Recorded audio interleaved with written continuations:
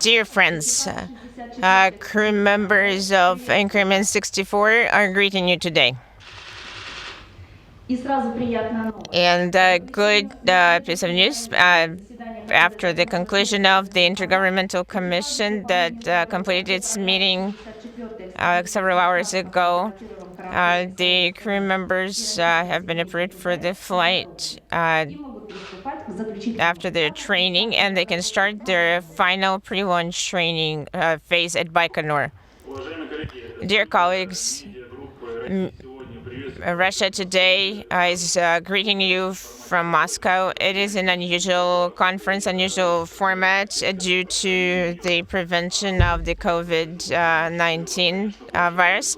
I am here alone, and you're more fortunate. We're glad to see you. We're glad to know that you are sitting in your masks and practicing preventative measures. We have a lot of questions. I'm going to read them to you if you don't mind. And I wanted to point out that the launch of the transportation crewed vehicle Soyuz MS-17 from Baikonur is scheduled for October 14th at 8 hours 44 minutes Moscow time. And just in case, I'll tell you the local time. It's 10 hours 44 minutes local time. So we're looking forward to talking to you because there's not that much time left. Irina, please proceed. Could you please introduce the crew prime and backup? Roman, thank you very much. Of course, to be talking to each other, we need to introduce the crew members. Prime crew, Sergei Ryzhikov, commander of the Soyuz vehicle, commander of Increment 64 of the ISS Roscosmos, Russia. Sergei Kutsverchkov, flight engineer of the Soyuz vehicle and flight engineer of ISS Increment 64. Caitlin Rubins, flight engineer 2 of the transportation vehicle MS-17 and flight engineer of Increment 64, NASA astronaut, United States. Backup crew members Oleg Novitsky, commander of the Soyuz vehicle ISS flight engineer Roscosmos, Russia. Pyotr Dubrov, flight engineer of the Soyuz vehicle and the ISS crew, Russia. And Mark van der Heij, flight engineer 2, flight engineer of the Soyuz vehicle and the ISS crew. Colleagues, please proceed with your first question.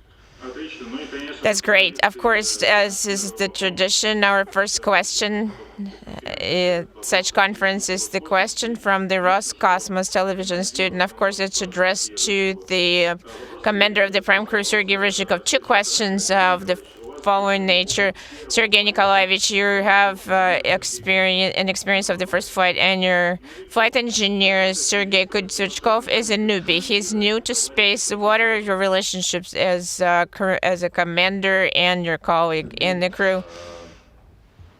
Sergei is a very knowledgeable engineer, very good specialist, and an excellent friend. So overall, he is very easygoing. There are no complications of either personal or professional relations. Quite the opposite. I am very appreciative of his motivated, highly motivated, and productive training. So newbies, old experienced people, none are like that. We have one common crew working toward common goal. Thank you very much. We will talk to the other Sergei as well. The second question for you from the Roscosmos studio. You're launching in October. Again, this time it's a great holiday. It's Protection of the Blessed Virgin holiday by the Russian Orthodox Church. Do you think it's a good omen? I am an earthly sinner. I would not dare discuss such lofty subjects. We're very happy, though, that this is such a wonderful day when we're launching. Each day has good omens. We just need to find them, accept them, and be appreciative of them. We are fortunate to be preparing for the launch on such a wonderful day, and we're glad and we're hoping everything is going to be fine. Thank you very much. Every success during your preparations for launch and during your increment. I have asked the questions from Roscosmos Studio, so back to you, GCTC. Thank you very much. We're going to read the questions from the NASA TV studio, questions in English. Your arrival on the ISS, the four Crew-1 astronauts will join you for a seven-person crew on the station. How important is the addition of the commercial crew capability to the station? And what will this expanded crew mean in terms of conducting additional science on board during your expedition?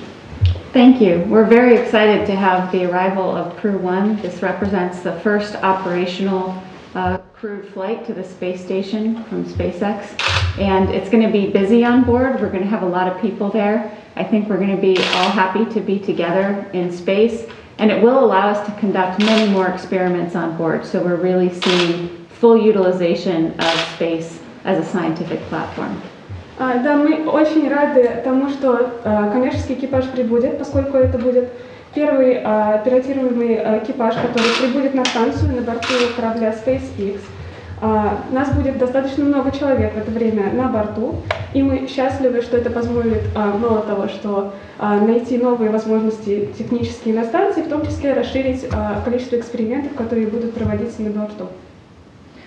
Спасибо большое и сразу же. And the second question, И телестудия Роскосмос и same as Roscosmos and the NASA TV. Could you please read the question? 2nd of November marks the 20th anniversary of the start of the permanent human presence on board the ISS. In terms of its significance, how should history books reflect this accomplishment as it pertains to future human exploration? И я переведу сразу этот вопрос. 2 ноября исполняется 20 лет со дня начала постоянного присутствия человека на борту МКС. Насколько исторически важным является это достижение применительно к будущим исследованиям человечества? 20 years is an incredible accomplishment. I think it reflects the amazing engineering that's gone on to build this International Space Station. And when we approach the space station in the Soyuz, it's incredibly impressive how large it is, how long it's been there, and that it functions in space as our scientific and our research home. So I think it's incredibly impressive, and I'm very proud and happy to be there during this impressive anniversary. Да, я считаю, что это потрясающее достижение человечества, 20 лет постоянного присутствия на станции, невозможно, невероятные технические возможности были задействованы для постройки МКС, и я, когда приближаюсь к станции на Союзе, каждый раз поражаюсь, насколько станция большая, насколько она долго летает в космосе, и как сильно человечество продвинулось в научных и других исследованиях. Я очень горда. спасибо большое, Кэтлин. Thank you very much, Caitlin. We're going to hand over the mic to the Moscow television studio. Your question? With your permission, a question to Sergei Kusvichkov from Tatiana Kuzmina. Sergei, what age did you start training for your space flights? And she's also asking to share your experience and your feelings when you were selected for the increment. I was 26 years old when I was selected as part of the cosmonaut corps. It's been 10 years since I was selected and then assigned to an increment. I found out about my assignment in August of last year. They told me, I cannot say that it was unexpected, totally unexpected, because we're looking forward to being assigned to a crew. I was very happy, but I was quite clear on understanding that there is an enormous amount of work to be completed prior to actually flying with all the goals that are set for us. Sergei, congratulations on your anniversary as part of the cosmonaut corps. Irina, back to you. We're continuing to ask questions to Sergei Kusurchko. A question from Naryanmar, an 8-year-old. Our city, Sergei Vladimirovich traveled to our city to the drawing competition. Sergei Vladimirovich and ourselves drew space, so now I have the drawing at home. It's framed and it's on the wall. I'm going to follow your flight very closely. A question: can Sergei see our town from space and take a photograph? And could you show through the stars to the Arctic? To the Arctic from the cosmonaut corps. I am very glad to hear this question from Anton. I remember my trip to Naryanmar. It's great to know that you have a dream, that you're thinking about space. And unfortunately, Naryanmar is a bit too far from the trajectory of the International Space Station flight. So I do not expect to be able to see it from the ISS windows, but I am always with you in my thoughts, and I remember you. I remember meeting you, and of course, after my space flight, I am hoping to see you again. We're very glad to know that the readers who follow our website can hear this question live, particularly 8-year-old kids. I think it's a great motivation for them. Roman, your turn to ask questions. It is really nice to know that today an 8-year-old is not attending school classes but is watching the live broadcast. Thank you. Also, greetings to Anton from our Roscosmos, from our Russia Today studio. A question to Sergei Ryzhikov is from Pavel. What is the duration of your increment in days, and how many EVAs are you planning to do? From the question from Pavel Anatolovich. Thank you for your question. For our plan, it's going to be a 177-day-long mission. I'm going to return, unless things change, on April 9th next year. There are 2 EVAs planned for our increment. One is a maintenance EVA to maintain scientific experiments and preparing a new airlock for future EVAs. And the second EVA is targeting the preparation of the long-awaited multi-purpose laboratory module. Another question that feeds right into this one.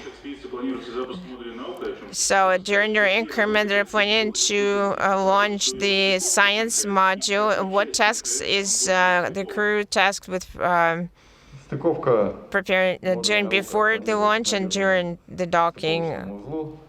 Nauka module is planned for docking to the nadir port of the transfer compartment of the SM after the docking compartment is undocked from the docking port. I'm sorry for repeating the docking so many times.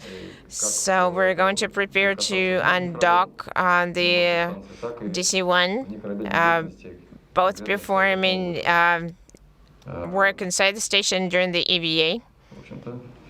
Overall, that's all. Thank you very much. I hope we have satisfied the interest of the reader. There's such interesting and very serious questions. I think it's coming from space aficionados. So question about science research. Could you tell us some more details, maybe about the most interesting ones that you really want to perform? So that question is addressed to each and every crew member. Our increment has 56 experiments, science research in its plan. Some of them are going to run in automatic mode. 51 experiments are going to be involving cosmonaut participation. Some of those are new experiments. Some of those we will pick up from the previous crew, including during their previous flight. Our previous flights, we're looking forward to that work. We're not scientists. per se. We are doing what we were trained to do. However, we're very motivated to complete our program well, to make sure the expected contribution, our expected contribution in the science research is going to be good and very meaningful. I wanted to say that there is a difference in how you assess the outcomes of the experiments. Experiments take a long time to run and then assess the results and confirm or dispel some hypotheses or theories. So it's hard to outline some significant moments or aspects. Being ordinary people, we are interested in seeing some specific results. However, during our increment, there is no plan to grow any plants in space. The previous increment had the a little space hothouse LADA for delivery, and it didn't quite make it on that flight. Sergey, over to you. Yes, we do have a very wide range of science experiments planned in the program. We understand the importance of completing those science experiments. It is very interesting in the sense that an attempt to run the experiment involves unique equipment, and everything needs to be done exactly so, and it motivates us to train well to perform those experiments. People on the ground are really looking forward to getting the results. For myself, it's very interesting to work with the glove box experiments in zero gravity. In particular, the experiment with stem cells. It's a very interesting experiment. Interesting research. It would be interesting to see the results that scientists get after we return the samples to the ground. Along with that, there are interesting science research, such as medical experiments, that we need in order to prepare for longer duration flights or go and explore distant space in order to advance our space flights. For myself, there are a lot of very interesting experiments on board. I am a scientist, and biological experiments and research are the most interesting. Back in 2016, we had a cell experiment, and we're planning to work with this cell research again, looking at how the cells grow and how they interact with each other on board. I'm also interested in the microbial research, and we're planning to collect over 1,000 samples of different microbes from inside the station. We might be using our equipment in order to identify what microbes are present inside the station. We have talked about science research and experiments, and so the entire flight, we're ready that you're going to work. We're going to get the results. A question from Asif Andrei. When you come back, what are you going to do first and foremost after you come back home? That question is also to the entire crew. Well, we're going to go through the rehabilitation after the space flight and prepare our report, and then slowly and gradually go back to work on the ground. Question to Caitlin first, and then we'll ask the question. Well, I think the question to Sergei Sverchkov will be asked after the flight. Caitlin, what are you going to do after a flight? Rehabilitation is very important because it's very important for us physically. We have a very good program. And while I was on board the station, I have a feeling that it would be great to be outside.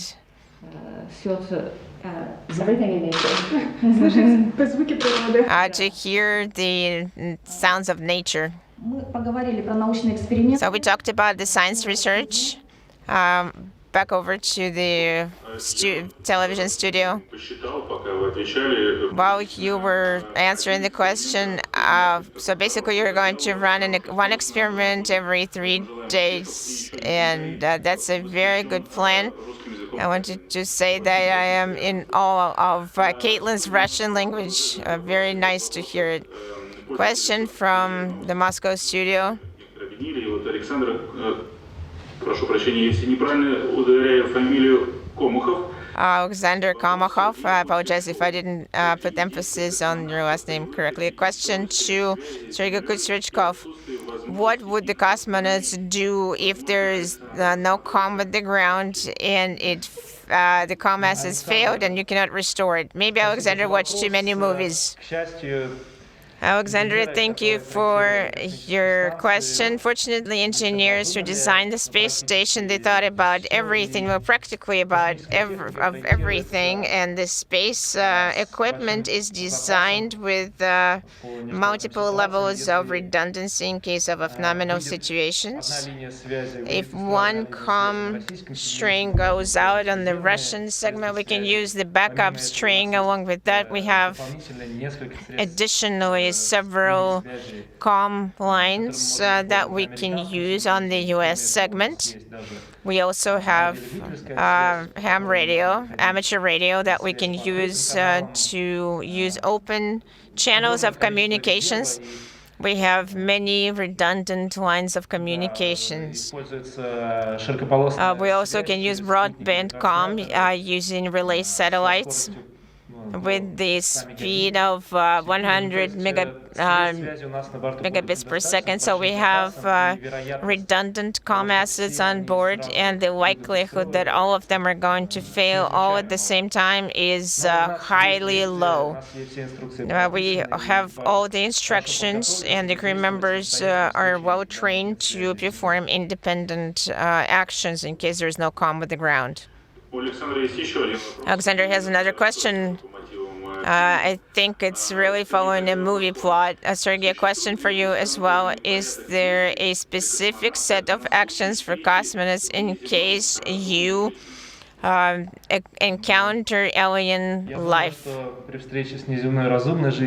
If we encounter alien life, if we encounter Earth life, we're going to be friendly, well-meaning, as we are every day. Well, to be serious, there are no specific instructions for that case, because nobody has ever encountered any attention from any other civilizations while flying in space, any others except for the Earth civilization. Well, you answered all Alexander's questions. So basically, you're going to use a human approach to aliens if you encounter them. Thank you, Roman. Question from Nikolaev Igor, an earthly question to Caitlin. Will you be able to participate in the presidential election while being on the ISS? Yes, we have that opportunity. I have already filled out a form. So you're very civic-minded, yes. A question from Moscow. A question from Mark, Sergei Kutsurichkov. You have a lot of questions coming your way today. Can you compare Russian Spacesuit Orlan with the US Spacesuit EMU, because you were trained in both of those? And can we count on a US segment EVA with your participation? Yes, I can compare both spacesuits, but I think in the interest of time, while being live today, We're not going to compare the details, technical details of the spacesuits. Both of the spacesuits are a miracle of design and space technology of both Soviet and Russian engineers and US engineers who work on spacesuits. I hope that there will be no need to perform a US segment EVA with my participation because I'm trained as a US EVA operator only in case of a nominal situation. I hope everything goes as planned, everything will be nominal, and my work in open space for US segment goals will not be required. Thank you very much. I hope Mark is happy with the question. Thank you very much for your diplomatic answer. I understand. GCTC, over to you. To make sure our backup crew is not getting bored, we have a question from the Belarus National Television. Oleg Viktorovich, this is your training for a third flight. Do you have any new tasks for you and the crew? And maybe you have some EVA plans for your crew. Svetlana, thank you for your professional memory. I hope that our flight, which is going to take off next year, will have enough EVAs. That is a small professional dream of mine because I have a feeling of some professional shortcomings, sort of. Crew members should be ready for anything, and I find the opportunity of going EVA during my increment very appealing. So I am keeping my fingers crossed, and I hope I will be able to perform EVAs during my increment, working inside and outside the station. Okay, and we'll be keeping our fingers crossed for Oleg Novitsky to make sure his EVA does take place. Television studio in Moscow, your next question. You might be surprised. The question is to all crew members, and surprisingly, not just for Sergei Kutsurchkov. Evgeny is asking this question. Which pet, I guess an earthly pet, would you be happy to see? And where can a human walk their dog in space? Well, these questions are very unusual today. Imagination is very, I should say your audience has very vivid imagination. Maybe Caitlin would be a better person to answer this question. She likes pets and yes, I have 2 dogs and their names are Belka and Strelka. I miss them, but I don't think space is a very good place for dogs. It's for people. Okay, that's great. Thank you very much. Evgeny, this is the answer to your question. Irina, over to you. Let's go back to the U.S. crew members, to prime and backup crew members. What do you think about the Russian pre-launch traditions? For example, watching the movie White Sun of the Desert.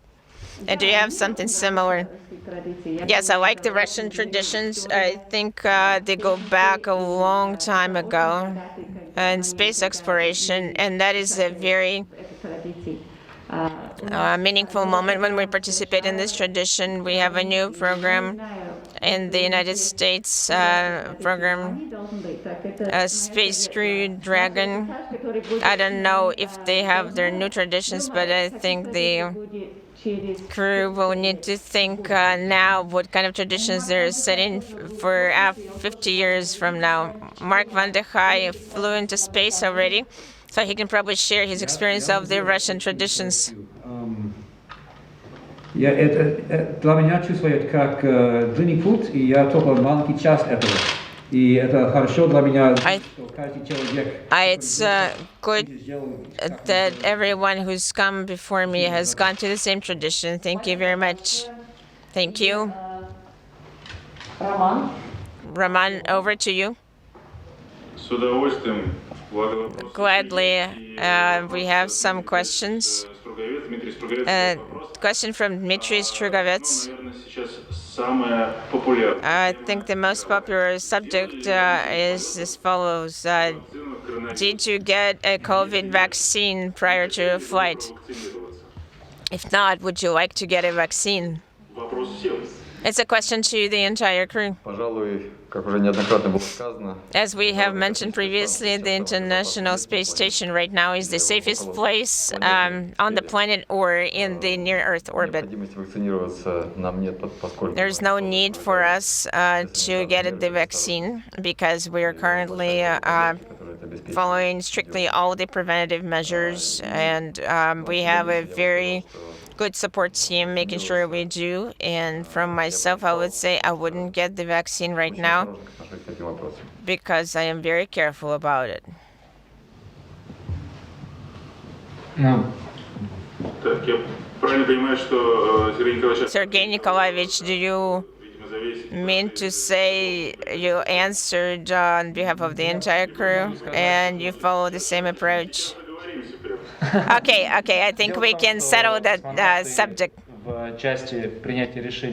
See, cosmonauts, as far as making health-related decisions, cannot make independent decisions. A decision to give or not to give a certain vaccine with the cosmonauts' consent, of course, is still made by the medical team, because the health of the cosmonaut is not just his personal matter of health, but the cosmonaut is a person who is executing government goals, and his health is a priority. As soon as the vaccine goes through trials and testing, and its reliability has been established, then I'm sure the decision will be made whether cosmonauts should be vaccinated in a timely manner. Thank you very much for your answer. We're wishing everyone health. We're confident, but since we agree with you that ISS is the safest place, and the mask wearing is being strictly observed, and I'm sure everything will be fine. Olga Svortsova has a question to Sergei Nikolaevich.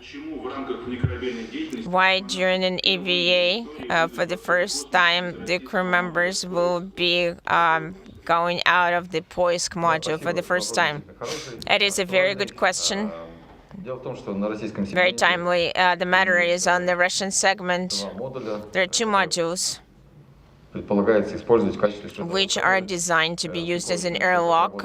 The docking compartment has served its purpose and it's been used for almost 20 years. It's time to change it out. We're saying that soon we're expecting Nauka module, science module to arrive. We're planning to undock the docking compartment from the ISS. And there is one module that needs to be tested prior to all future operations in open space. So prior to undocking DC, the docking compartment, the EVA will be performed from MRM-2 module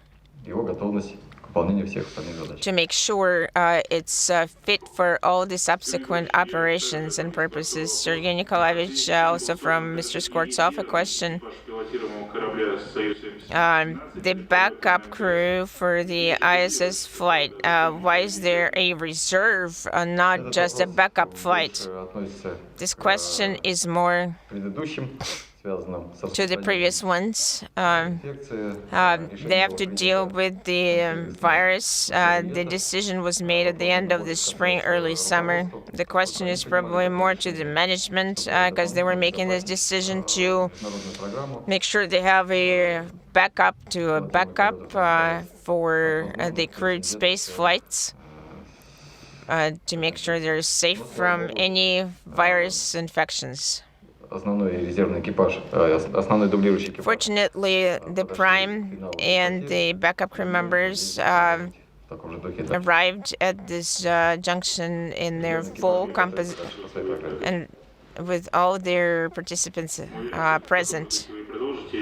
So I hope that's how you will proceed. Irene, over to you.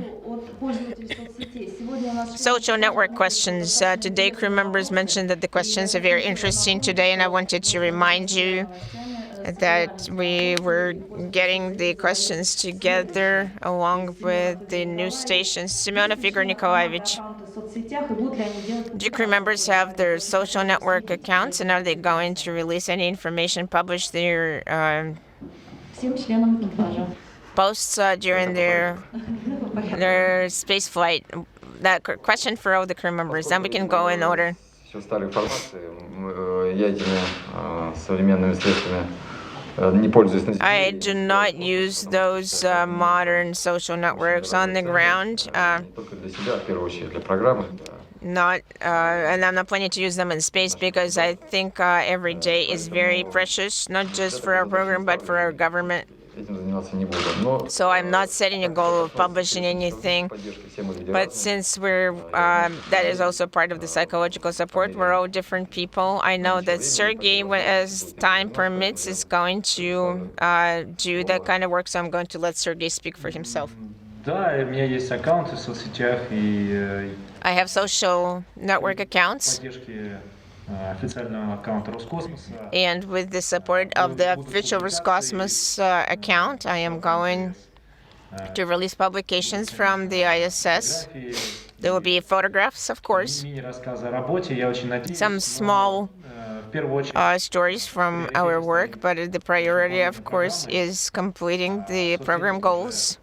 And social networks is an additional и поэтому task, so to speak. I will try, whenever possible, радовать to пользователей provide соцсетей и interesting освещать их. information to social network users and share with them what we're doing at the time, О том, какие эксперименты мы проводим, to tell which experiments we perform, what is new on board of the ISS, что происходит вообще what is going on overall, в космонавтике. То есть каким-то what is new overall in space exploration, to share with the readers, слухов, недостоверных to avoid any rumors, any incorrect information. I think we're going to be pursuing more of an educational goal. У нас есть NASA астронавт в Facebook и Instagram. We have Facebook, NASA astronaut, Например, я смогу and if I have time available, I can тоже я планирую download some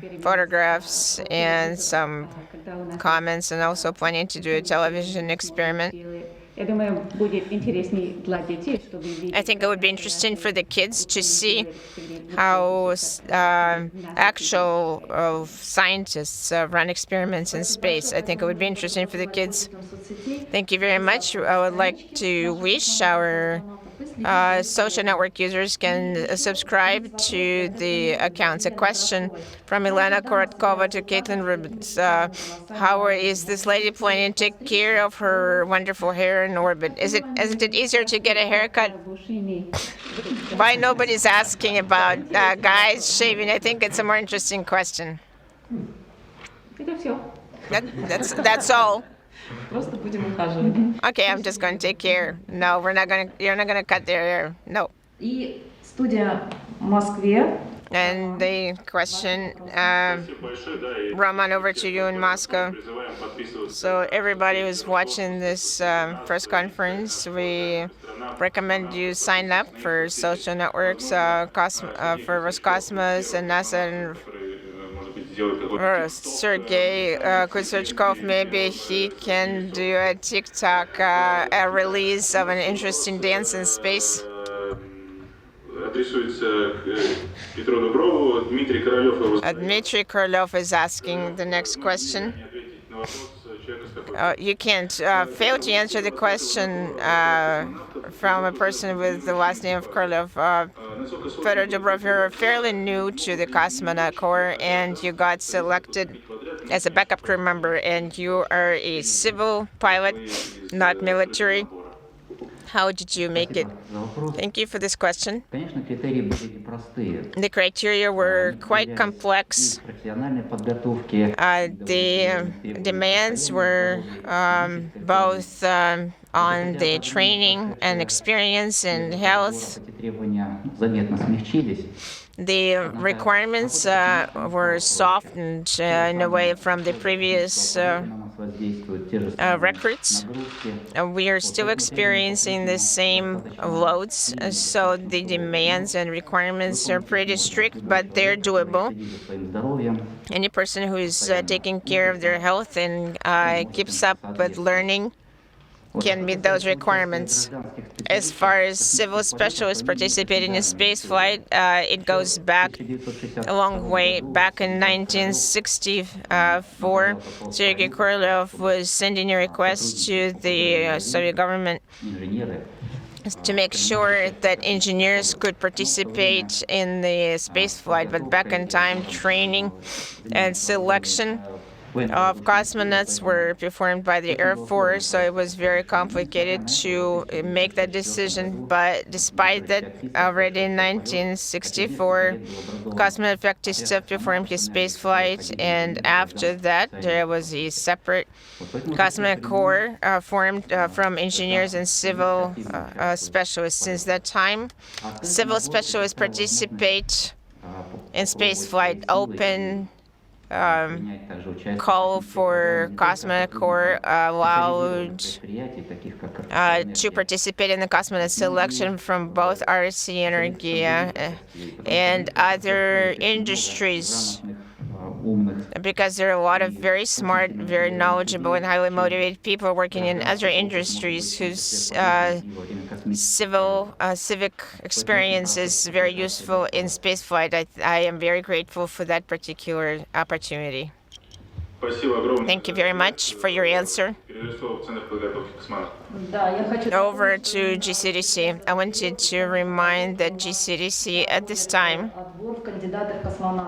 is performing selection to cosmonaut candidates, those who decided to risk it and file an application. They're undergoing the selection. Also, Caitlin Rubens has a lot of admirers in Russia, and they know your biography so well. They even asked the following question. Tatiana Anisova, Caitlin, you're a biologist, and you studied Ebola virus and hemorrhaging fever viruses. Would it be interesting for you to study COVID-19 in space? These viruses are very dangerous.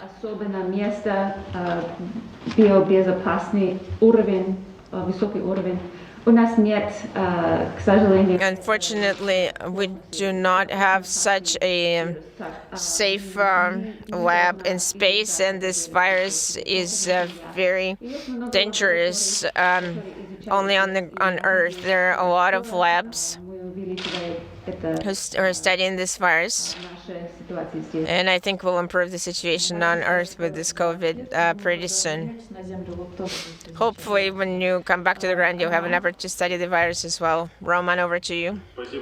Thank you very much, and thank you for the information that you're still working on selecting cosmonaut candidates on GCTC website. There should be some detailed information. I can probably try as well. A question to Sergei Nikolaevich from Anisova Tatiana Vladimirovna from Summit Lower Wings Young Aviator Club. What can you recommend the kids who are dreaming of space?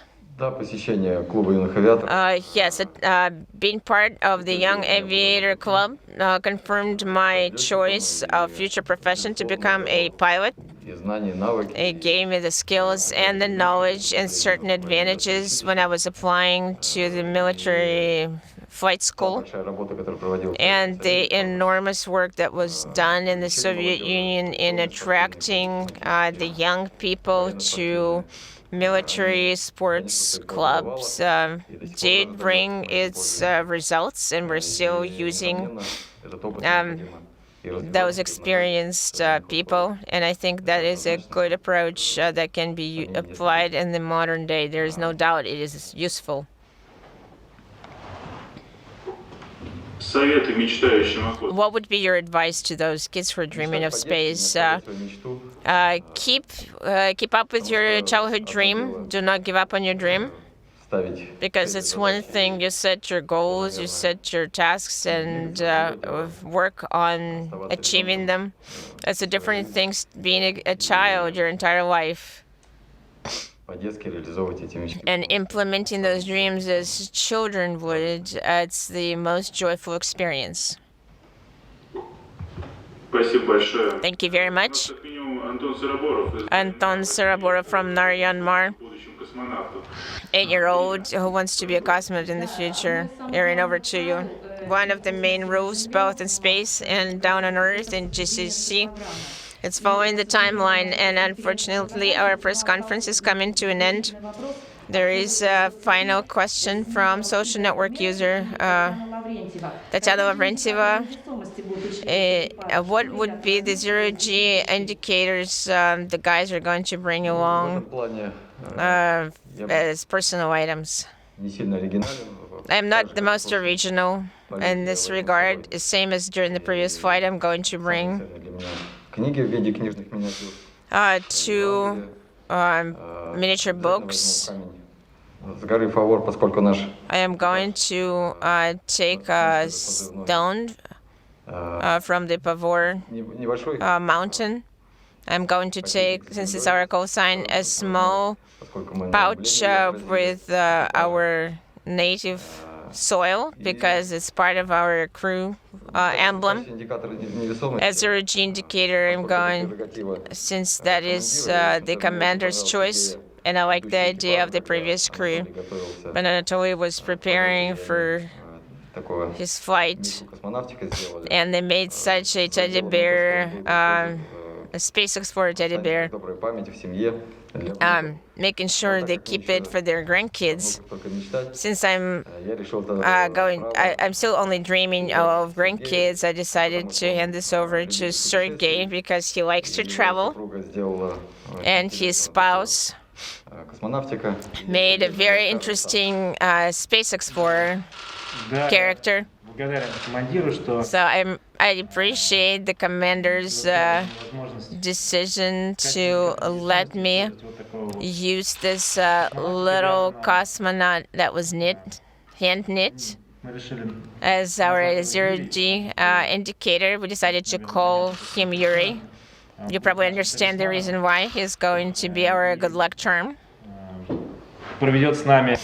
And he is going to spend the time with us from the very launch to the very landing. It's going to be our good luck charm. He's going to remind us of our families, of our home.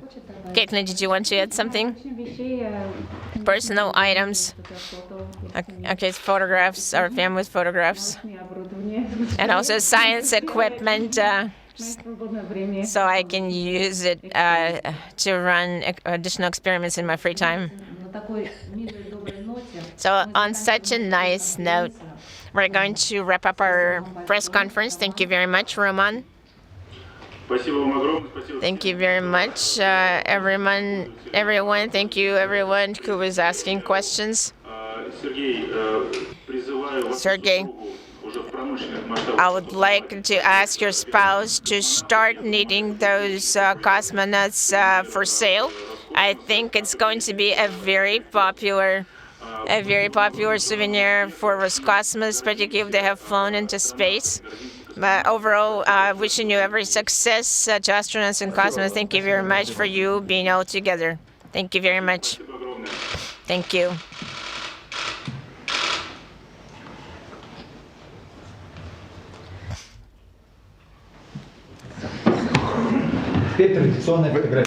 And now traditional photographs. Could you please move the chairs?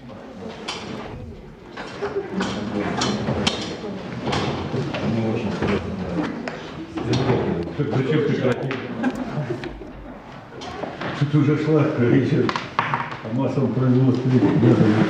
Так, пожалуйста, для экипажа. Это было контракты заключать. Командиры в центре. Please make sure the commanders are in the center of the photograph. Turn a little bit sideways. Attention, please. Do we need to smile? Yes, please smile. Thank you. And also, prime crew, please move to the center.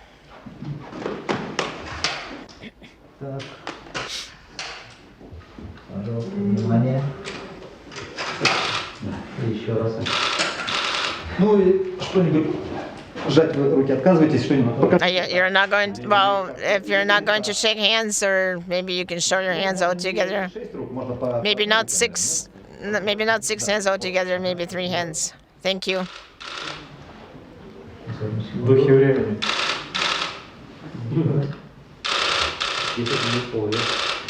Все, спасибо. That's all. Thank you very much. Thank you, everyone. Everything was great.